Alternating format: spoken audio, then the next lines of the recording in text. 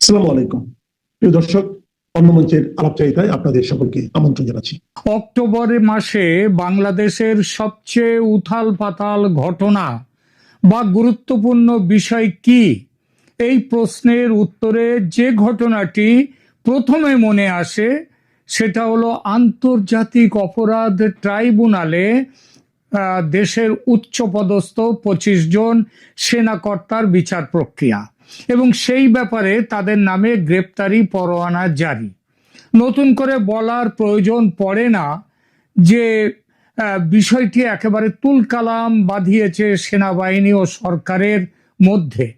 এই ঘটনার সঙ্গে গভীর যোগসূত্র আছে আর একটি ঘটনার, সেটি হলো ভারতের মিলিটারি ইন্টেলিজেন্সের অফিসারদের বাংলাদেশ সফর।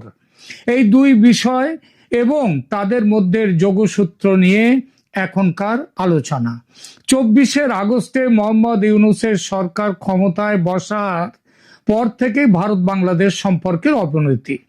সেই সম্পর্ক ঠান্ডা হতে হতে এখন একেবারে বরফ হয়ে গেছে, যাকে বলে তেমন বরফ নয়, একেবারে হিম শীতল হিমশৈলের মতো হয়ে গেছে। বিশদে যাব না এই মুহূর্তে, কারণ তার প্রয়োজন নেই। রাজনীতি সচেতন মানুষ শুধু নন, এই খবর সাধারণ মানুষেরও অজানা নয়। মোহাম্মদ ইউনূসের নেতৃত্বে বাংলাদেশ যত ইসলামী উগ্রপন্থার দিকে গিয়েছে, সন্ত্রাস ও জঙ্গিবাদের দিকে এগিয়েছে, পাকিস্তানের সঙ্গে নিবিড় সম্পর্ক তৈরি করেছে, চীনের সঙ্গে ঘনিষ্ঠতা করেছে, ভারতের কপালে চিন্তার ভাঁজ তত চওড়া হয়েছে। বাংলাদেশের এইসব কাজে একটা ব্রেক টানার চিন্তা ক্রমশ বেড়েছে ভারতের জনগণ ও শাসকের মনে। এতদিন ভারত চরম কোনো ব্যবস্থা, আরো স্পষ্ট বললে সামরিক হস্তক্ষেপের কথা ভাবেনি। অর্থনৈতিক ও বাণিজ্যিক বাধা নিষেধ আরোপের মধ্যে ছিল, কিন্তু সেই অবস্থান পেরিয়ে ভারত যে সামরিক হস্তক্ষেপের কথা সিরিয়াসলি ভাবতে শুরু করেছে সেটা বুঝিয়ে দিল ভারতীয় সেনাবাহিনীর 4 উচ্চপদস্থ অফিসারের বাংলাদেশ ভ্রমণ গত 14 থেকে 16 অক্টোবর। একটা অদ্ভুত যোগসূত্র দেখুন। অক্টোবরের 8 তারিখে ঢাকার আন্তর্জাতিক অপরাধ ট্রাইব্যুনাল 25 জন প্রাক্তন ও বর্তমান সেনাকর্তার বিরুদ্ধে মানবতা বিরোধী অপরাধের দায়ে গ্রেপ্তারি পরোয়ানা জারি করলো। সঙ্গে সঙ্গে বাহিনীর মধ্যে শুরু হয়ে গেল তীব্র বিক্ষোভ। ট্রাইব্যুনালের আদেশের বিরুদ্ধে পরদিন 9 অক্টোবর ঢাকা ক্যান্টনমেন্টে মিটিং করলেন 56 জন জেনারেল। আর ওই একই দিনে ভারতীয় মিলিটারি ইন্টেলিজেন্সের 4 কর্তা বাংলাদেশ সফরে আসবেন বলে বিবৃতি জারি করলো বাংলাদেশ সেনা। কি মনে করেন, কাকতালীয় ঘটনা? একদমই নয়। দুয়ের মধ্যে স্পষ্ট যোগসূত্র আছে। IANS বা Indo Asian news agency 12 October প্রকাশিত একটি প্রতিবেদনে ব্যাখ্যা করেছে ইন্টারন্যাশনাল ক্রাইম ট্রাইব্যুনালে সেনা অফিসারদের বিচারের প্ল্যান প্রোগ্রামের পিছনে আসল মাথা কারা সেটা বলেছে। কি বলেছে সেখানে? হেডলাইন খবর হচ্ছে ICT set to chargesheet 150 additional serving and retired officers of Bangladesh army. এই হেডলাইনে একটি বিশ্লেষণাত্মক খবর পেশ হয়েছে। সেখানে বলা হয়েছে, in mounting trouble for Bangladesh army officers, more than 150 serving as well as retired officers have come under the lens of the International Crimes Tribunal over excesses on students and dissenting voices, their enforced disappearances and killings, and therefore may face penal action soon. অর্থাৎ বুঝতেই পারলেন, ICT international crime tribunal তারা গ্রহণ করেছে 150 জনের একটা list তারা তৈরি করেছে, এবং সেই লিস্টে কাদের লিস্ট? যারা এই স্টুডেন্ট, ছাত্র বৈষম্য বিরোধী ছাত্র আন্দোলনে যারা হিংসাত্মক ব্যবস্থা নিয়েছে তাদেরকে, এবং এছাড়াও ওই এনফোর্সড ডিসঅ্যাপিয়ারেন্স মানে গুম খুন ইত্যাদি ব্যাপার। সেখানে আরো বলা হয়েছে, a new charge sheet is said to be brought against these serving and retired officers of the Bangladesh Army, and warrants may be issued against them from Tuesday to Thursday, those privy to the information said। মানে এই খবরের সাথে এই ICT তরফে যারা এই ঘটনার সাথে এই সমস্ত ব্যাপারের সাথে জড়িত, যাদের জ্ঞান আছে, তারা বলছে যে গত মঙ্গলবার, যে মঙ্গলবার মানে গত মঙ্গলবার থেকে বৃহস্পতিবারের মধ্যে এই 150 জন তাদের বিরুদ্ধে ওয়ারেন্ট ইস্যু হবে। 25 যে শেষ নয়, 150 জনের তালিকা যে আছে, এই কথাটি সরকারের তরফ থেকে চেপে রাখার আপ্রাণ চেষ্টা চলছে। সবাই অস্বীকার করছে যে 150 জনের নামের তালিকা বলে কিছু আছে, অথচ প্রাথমিকভাবে ঠিক হয়েছিল গত মঙ্গলবার 15 অক্টোবর থেকে 17 অক্টোবর বৃহস্পতিবারের মধ্যে বাকি 125 জনের নামে কিংবা সেই রকমই পরোয়ানা জারি হবে। হয়েছে কি না? কেন হয়নি? কারণ মঞ্চে উপস্থিত হয়েছে ভারতীয় সেনা, আর তার ফলে আপাতত একটু থিতিয়ে গেছে আইসিটির এই পরিকল্পনা, থমকে গেছে পাকিস্তানের। আপনি হয়তো ভাবছেন পাকিস্তানের নাম আবার উঠছে কেন? পাকিস্তান তো এসবগুলো করছে, এটা তো ICT, international crime tribunal, Bangladesh সরকার। উঠছে এজন্য যে পুরো প্ল্যানটা ছকেছে পাকিস্তান। কাকে সঙ্গে নিয়ে? জামাতকে সঙ্গে নিয়ে। এনসিপির ছেলে ছোকরারা তো রাজনীতির দাবা খেলায় অবোধ শিশু, তারা ওই ছাগলের 3য় সন্তানের মতো লাফিয়ে যাচ্ছে। এই বিষয়ে ইন্দো এশিয়ান নিউজ এজেন্সি, অর্থাৎ পাকিস্তানের সম্পৃক্ততা নিয়ে ইন্দো এশিয়ান নিউজ এজেন্সি কি লিখেছে পড়ি একটু।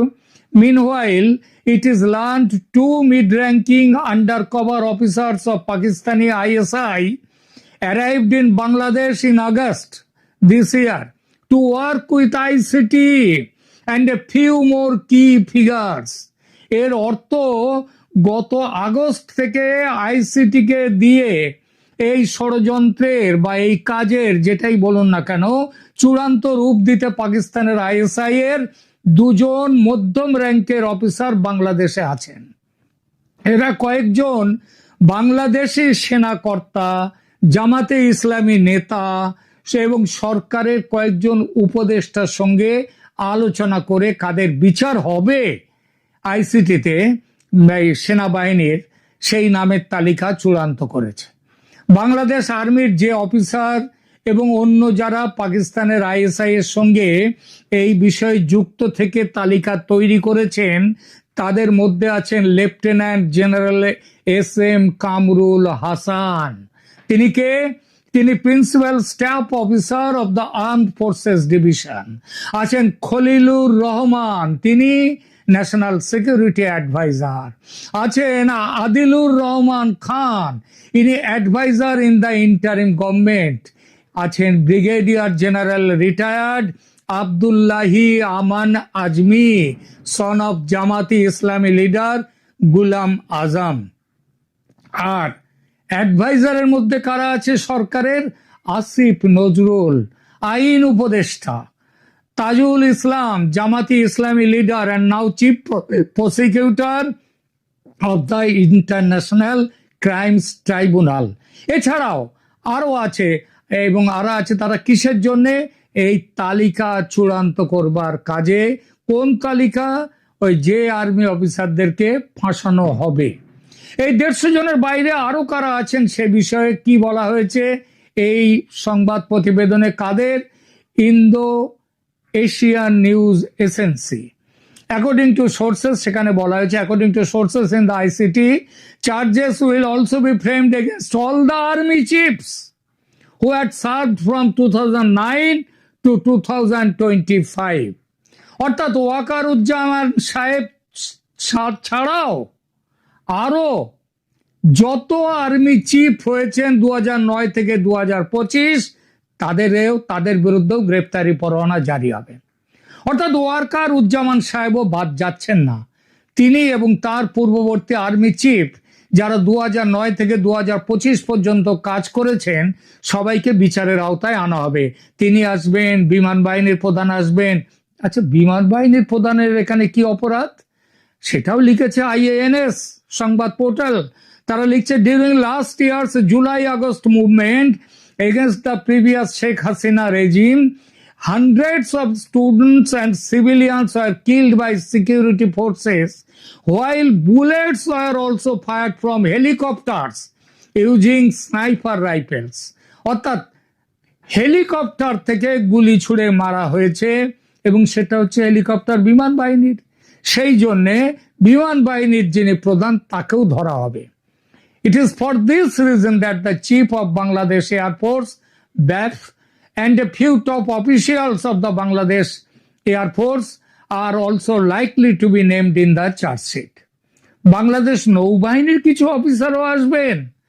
ICT বিচারের আওতায় কারো মুক্তি নেই, এই সম্পর্কে লেখা হয়েছে এই সংবাদ প্রতিবেদনে। This time the target has assumed a broader spectrum wherein the accused are the Bangladesh Army top brass, Bangladesh Air Force Chief, and some Bangladesh Navy officers who had discharged important responsibilities and sensitive duties during Sheikh Hasina's tenure. তাদের মধ্যে সব নাম তার মধ্যে অনেক কিছু নাম আছে।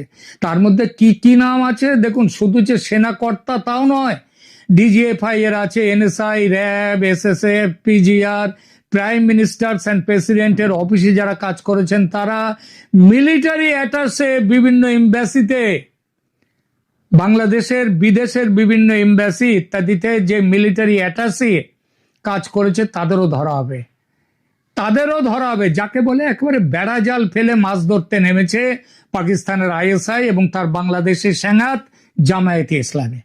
মুক্তিযুদ্ধ, আওয়ামী লীগের সঙ্গে সম্পৃক্ত কাউকে তারা বাঁচতে দেবেন না।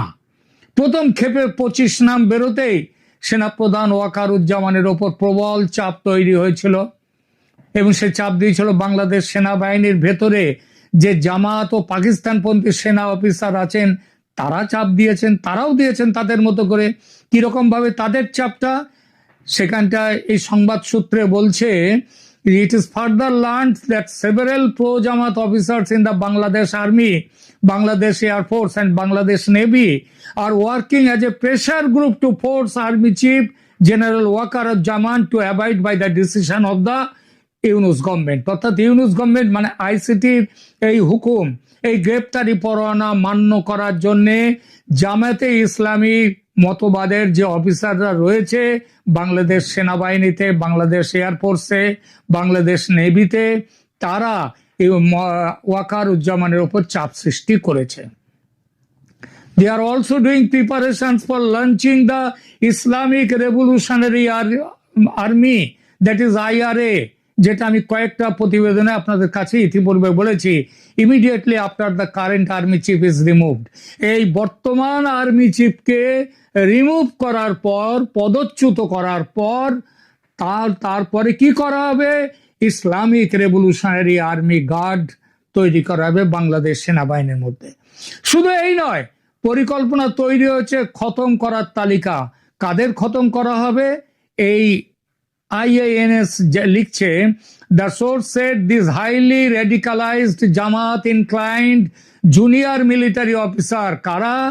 জামাতের দিকে ঝুঁকে পড়া যে junior military officer, they are even plotting a massacre inside various cantonments in Bangladesh. Bangladesh ক্যান্টনমেন্টের বিভিন্ন জায়গায় তারা, বিভিন্ন ক্যান্টনমেন্টে তারা বেশ কিছু ম্যাসাকার এবং হত্যাকাণ্ড ঘটাবে। কাদেরকে? যেসব প্রো আওয়ামী লীগ এবং প্রো ইন্ডিয়া অফিসার এবং জওয়ান আছে তাদেরকে হত্যা করার পরিকল্পনা। আর এখানেই দিশেহারা হয়ে প্রাণ বাঁচাতে জেনারেল জামান ভারতের সাহায্য চাইতে বাধ্য হয়েছেন। এর আগে তিনি একের পর এক পায়ে তাড়া কষেছেন, একবার এদিক আর একবার ওদিক। আপাতত অবশ্য মনস্থির করে নিজের বাঁচার জন্য ভারতের দিকে ঝুঁকেছেন,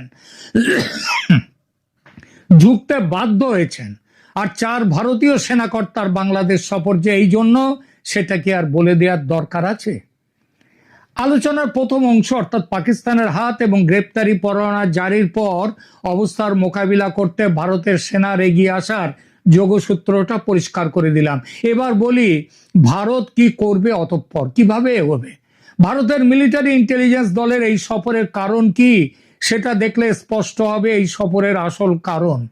ভারতীয় এমআই দলের সফরের প্রকৃত উদ্দেশ্য ছিল পরিস্থিতির মূল্যায়ন করা, বাংলাদেশ সেনাবাহিনীর অভ্যন্তরীণ বিভাজন কিরকম সেটা দেখা, এর মধ্যে ওয়াকারুজ্জামানের সমর্থক এবং আওয়ামী লীগের সমর্থক, ভারতপন্থী এবং পাকিস্তান সমর্থক গোষ্ঠীর শক্তি এবং সামরিক অবকাঠামোর বর্তমান অবস্থা সম্পর্কে ফার্স্ট হ্যান্ড ইনফরমেশন নিতে তারা এসছেন।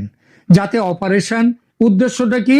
উদ্দেশ্যটা হচ্ছে যাতে ভারত আগামী দিনে যে অপারেশন করতে যাচ্ছে বাংলাদেশে সেটা যাতে নিখুঁত হয়, যাতে মিনিমাম সামরিক অভিযান চালিয়ে ম্যাক্সিমাম উদ্দেশ্য সফল করা যায়। কি সেই উদ্দেশ্য? উদ্দেশ্য অবৈধ ইউনূস জমানার পতন ঘটিয়ে বাংলাদেশে বৈধ গণতান্ত্রিক শাসন ব্যবস্থা ফিরিয়ে আনা। অর্থাৎ ভারত মনস্থির করে নিয়েছে যে তারা সামরিক অভিযানে নামতে বাধ্য হবে যদি আইসিটি তাদের এই বর্তমান জায়গায় থাকে। 22 তারিখটা আসুক, 22 তারিখ এলে বোঝা যাবে, সেদিন এদের সবাইকে আদালতে তুলবার কথা, সেইটা বোঝা যাবে। তো এইটা হচ্ছে ব্যাপার। সুতরাং ভারত কিন্তু মনস্থির করে ফেলেছে, আর নয়, অনেক হয়েছে, অনেক অপেক্ষা হয়েছে, অনেক সময় দেয়া হয়েছে। আর এবার যেটা আমি বারবার বলেছি ইতিপূর্বে, এখানে বলেছি যে ইতিপূর্বে যে ভারত ওখানে চাইছে তার নিজের পক্ষের একটা ক্ষমতা, একটা শক্তি তারা এগিয়ে আসুক। আজকে ওয়াকারুজ্জামান সেজন্য এগিয়ে আসছেন। সুতরাং ভারতের এবার আর নামতে কোনো অসুবিধা নেই। আর এই বিষয়ে সবুজ সংকেত ভারত পেয়ে গেছে আমেরিকার ট্রাম্প সাহেবের কাছ থেকে। সে কথা ইতিপূর্বে আমার প্রতিবেদনে বলেছি 2-3 দিন আগে, আজ আর কিছু বলবো না তাই। সুতরাং আপাতত এটুকুই। শুধু শেষ করার আগে একটা কথা বলি যে বাংলাদেশের অন্ধকারের দিন, এই রাত, অন্ধকারের রাত শেষ হয়ে আসছে, আসছেই, নতুন সূর্য উঠছে। আপাতত এটুকুই, ধন্যবাদ।